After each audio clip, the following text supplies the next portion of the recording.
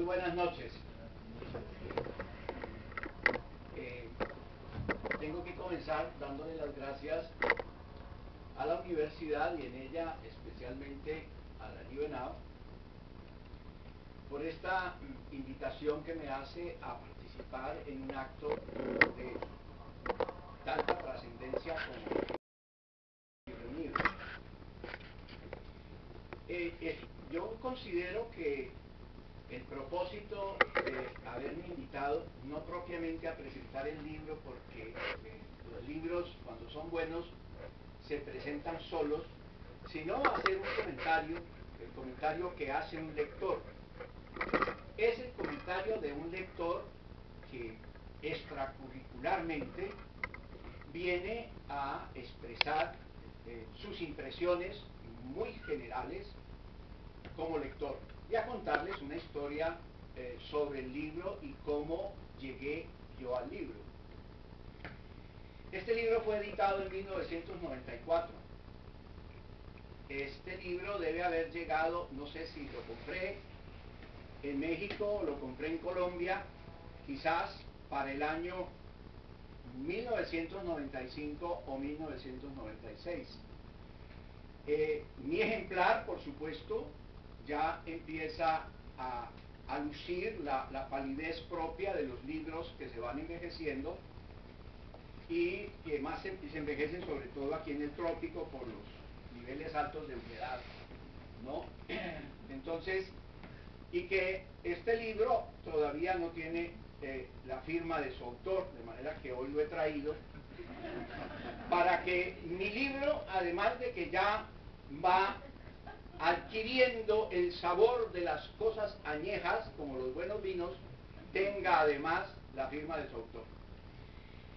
¿En qué contexto compré el libro? ¿Por qué compré el libro? Habían dos circunstancias básicamente temporales. La una, este libro se gesta, o por lo menos se publica,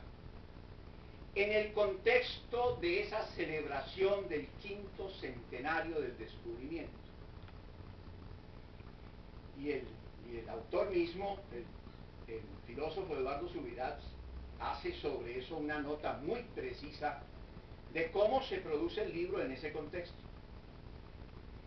Y de ese contexto, en ese contexto de la celebración del 5º centenario del descubrimiento, para nosotros había dos asuntos bien interesantes. El primero era que la gran pregunta que nos hacíamos los latinoamericanos era que qué era lo que se estaba celebrando. ¿Qué era lo que se celebraba? Era esa gran pregunta, y de esa gran pregunta sobre qué era lo que se estaba celebrando, si no era propiamente pues una fiesta de la barbarie sobre sus actos de pillaje,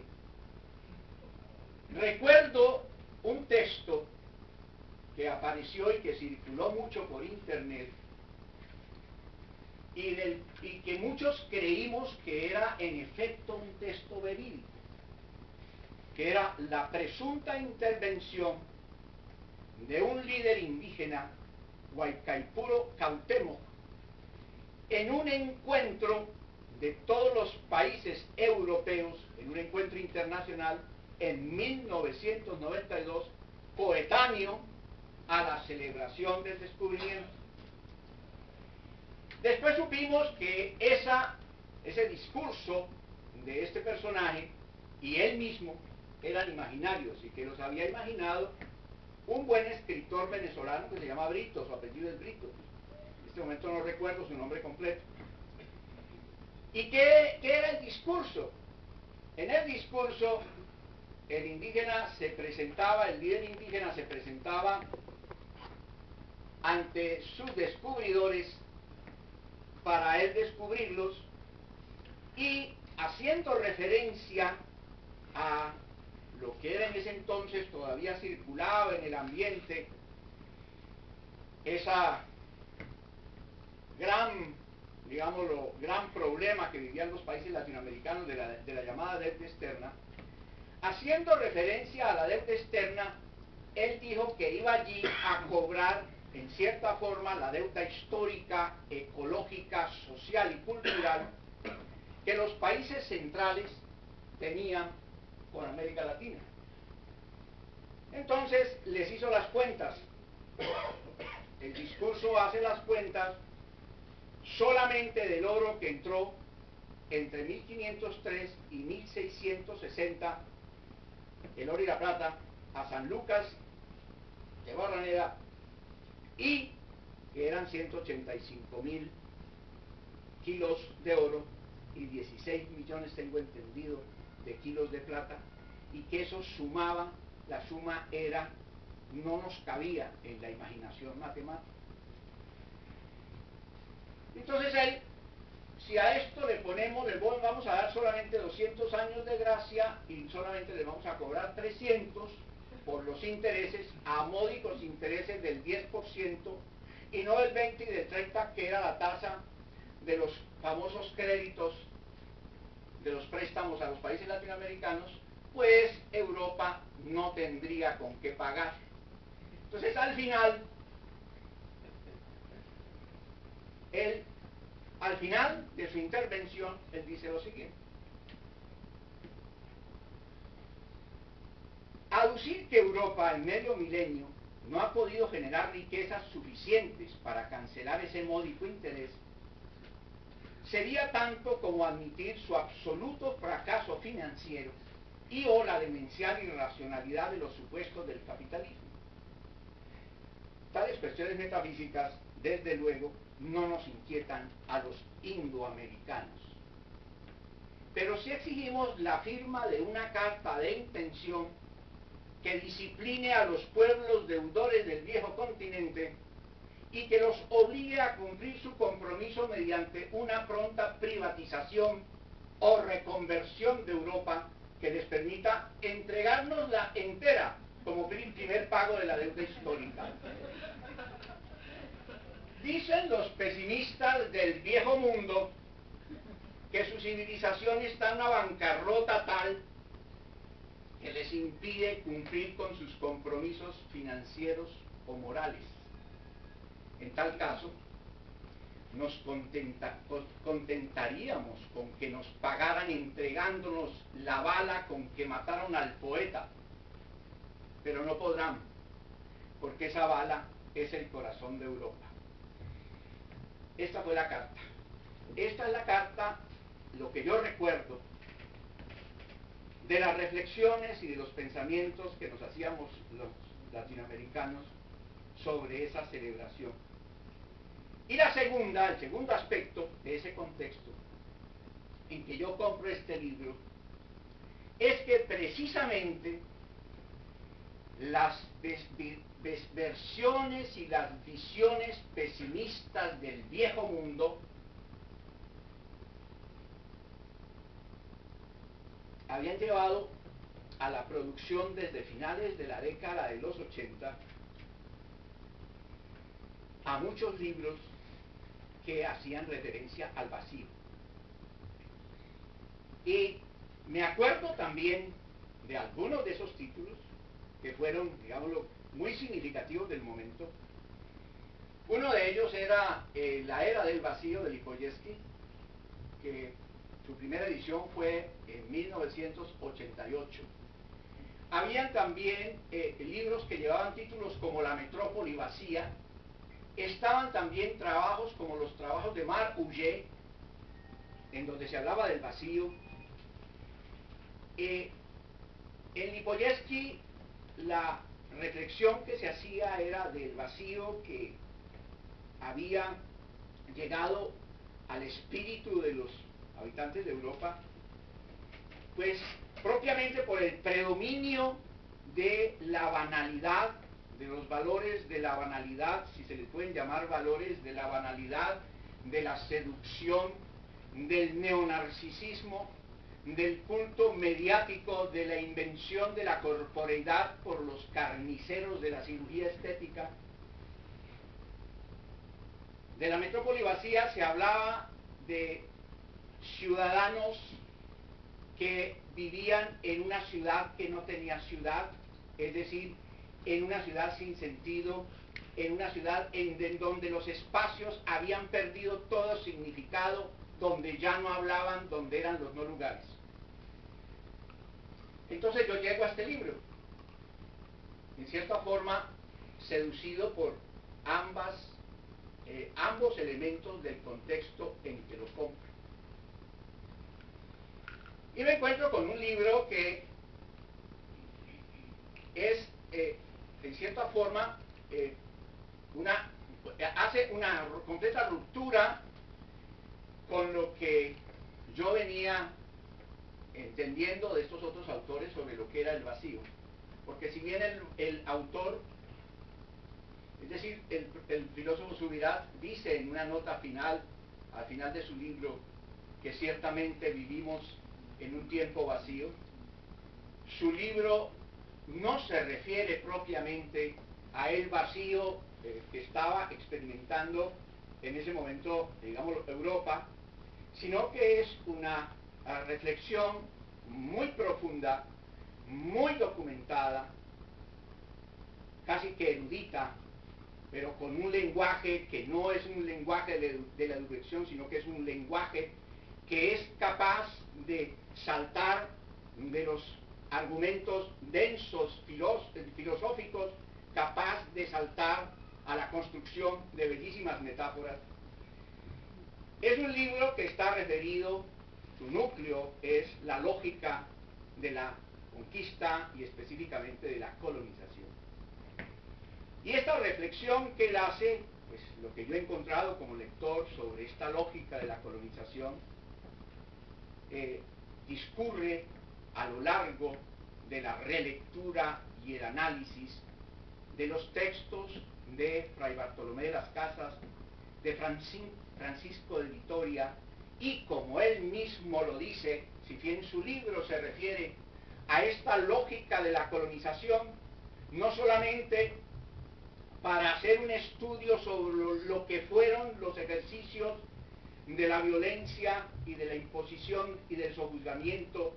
del Imperio Español, sino para hacer también un ejercicio sobre la propia identidad española y de su cultura. Esta obra, él lo declara, el corazón de su obra es un homenaje a el Inca Garcilaso, a quien le llama el primer intelectual, el primer humanista latinoamericano y el primer exiliado. Y es interesante encontrar cómo en esta lógica de la colonización, cuando se refiere al trabajo de Fray Bartolomé de las Casas, esto es a mí me pareció esto realmente muy importante, porque si bien reconoce lo que hay en Fray Bartolomé de denuncia de las atrocidades y de la barbarie de la conquista, él hace la lectura de la lógica interna de un discurso que está orientado a consolidar lo que bien podríamos llamar la servidumbre voluntaria.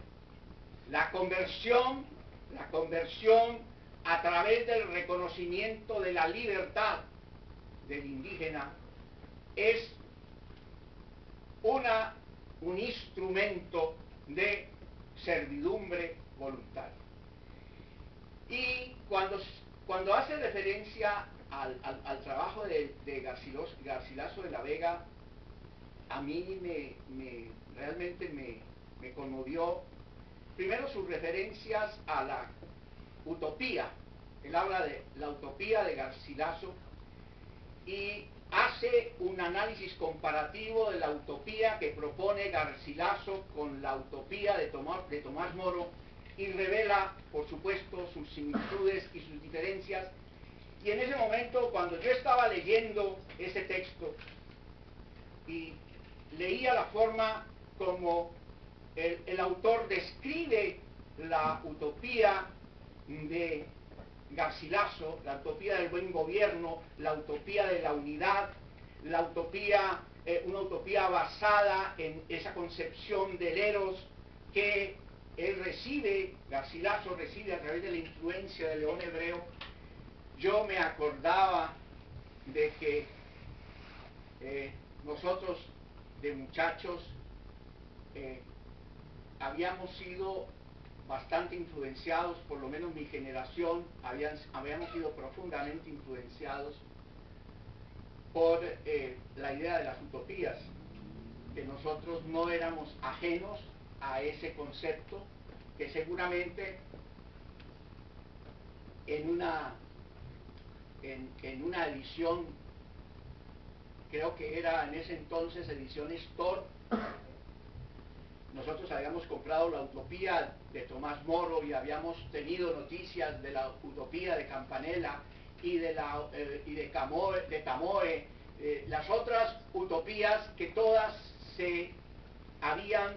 establecido en islas, esas islas imaginarias en donde los autores, comenzando por Erasmo, le hacían una crítica a la realidad cultural y política de Europa y la localizaban en el no lugar, en ese mundo virtual. Y que a lo largo de nuestra vida, buena parte de nuestra vida, estuvo inspirada y estuvo encaminada a la búsqueda de las utopías. Es decir, que la utopía era la idea que nosotros teníamos, un poco literaria, un poco romántica, del proyecto político, hasta que finalmente llegaron el fin de las utopías, pero en este trabajo de Subirats se recupera por lo menos esa idea profunda de la utopía que planteaba Garcilaso en una interpretación que también él hace de lo que fue ese momento de lo que nuestro poeta mayor William Ospina llama el primer secuestro de la historia de América, que fue el genocidio de Cajamarca, y en una interpretación muy fina a través de documentos históricos que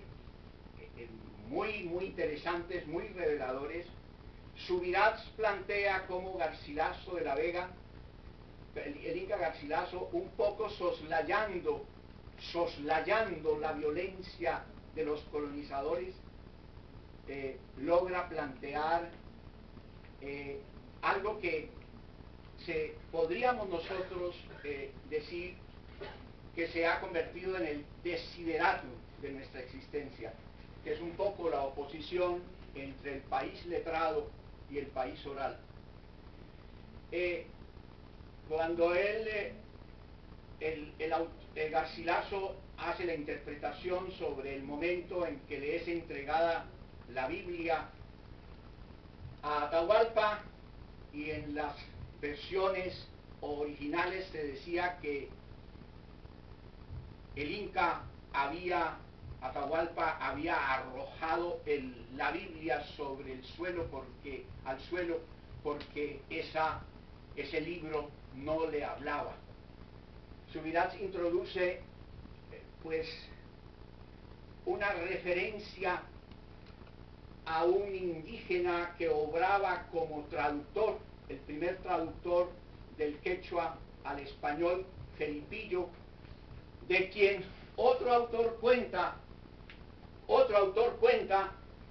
que no conocía ni una ni otra lengua,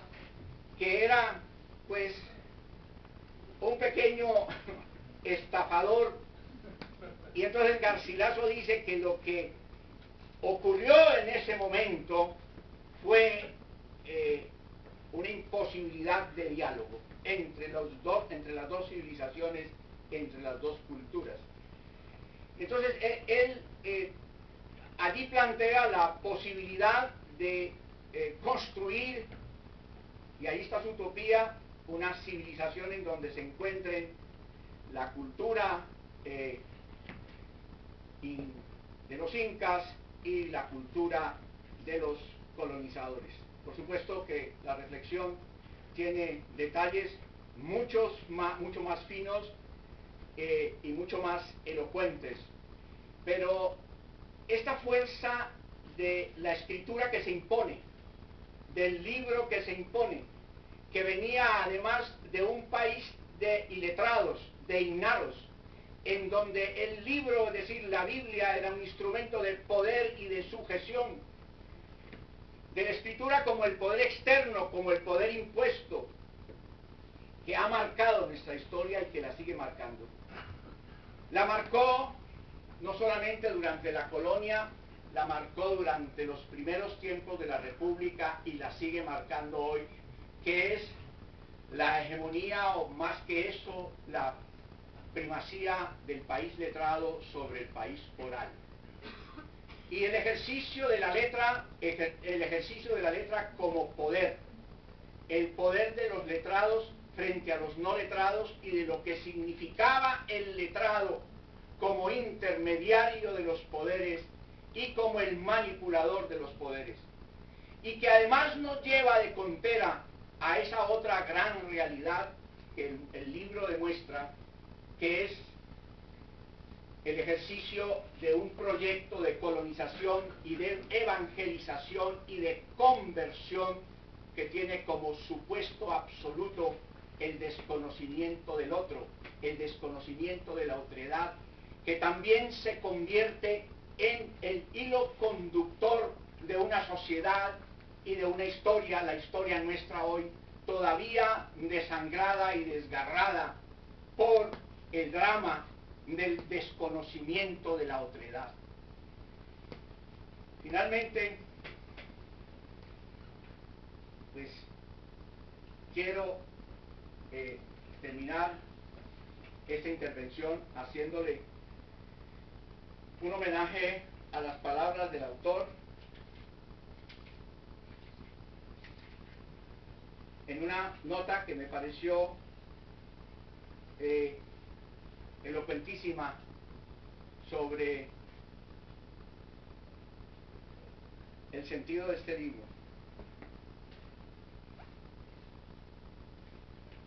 El continente vacío es el primer intento de afrontar la conquista y colonización españolas de América a partir de sus categorías fundacionales, consideradas como aquellas categorías que constituyen al mismo tiempo la raíz de la identidad institucional, doctrinaria y tradicional española hasta el día de hoy. Bajo esta perspectiva regional y estrictamente española, la reconstrucción filosófica e histórica de este principio de identidad doble, a la vez hispanoamericano y español, constituye simultáneamente una crítica interior y exterior de aquella instaurada identidad nacional e histórica. Es que resulta que la lógica de la colonización, el ejercicio de la barbarie,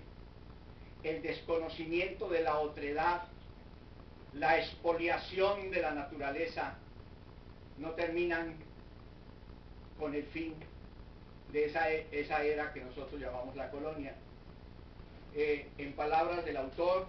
es una traslatio imperi. La lógica de la colonización es internalizada por las clases hegemónicas, los descendientes de los criollos, y en la República esa lógica continúa porque es la lógica, en cierta forma, del fracaso de la modernidad, y es la lógica que hoy continúa legitimando el ejercicio no solamente del sojuzgamiento de las culturas y de las disidencias, sino el sojuzgamiento de la naturaleza. Esa misma lógica perversa hoy continúa. Entonces, el libro nos lleva a nosotros, nos pone a nosotros a reflexionar. El libro no solamente se debe leer, porque al principio, cuando uno abre sus primeras páginas, uno se encuentra es con un relato literario. Entonces uno dice, qué maravilla, voy a leerme este libro como un relato. y a lo largo del libro ese relato se va transformando en una reflexión filosófica. Entonces, este es de los libros que uno tiene que pues leer, y seguramente más que eso hay que estudiarlo, hay que, más que ser un lector que obtiene un profundo placer con esta prosa, es un lector que tiene que trabajar en la construcción de su pensamiento. Entonces, la reflexión que nos deja, las grandes preguntas que nos deja el libro a un lector que no es académico, sino que es un lector como cualquiera otro, un lector americano, es la pregunta sobre la identidad. Subirats pone un interrogante grande sobre la identidad de los españoles y de la cultura española. Pero también es un interrogante grande para nosotros, para nuestra identidad, desgarrada, escindida, en el mundo en donde, en un momento del fin de las utopías, cuando sabemos que no hay salvación, afortunadamente, ni aquí en la tierra, ni tampoco en el cielo, pero que tenemos este pequeño planeta, como dice Edgar Morin. Y esa gran pregunta sobre la identidad lleva quizás a pensar ya no solamente en los términos de las culturas híbridas que proponía García Canclini, pero sí un poco cerca del espíritu de un poema que escribió Nicolás Guillén, el poeta cubano, y que se llama Islas Occidentales, y que yo quiero dedicar no al libro, sino a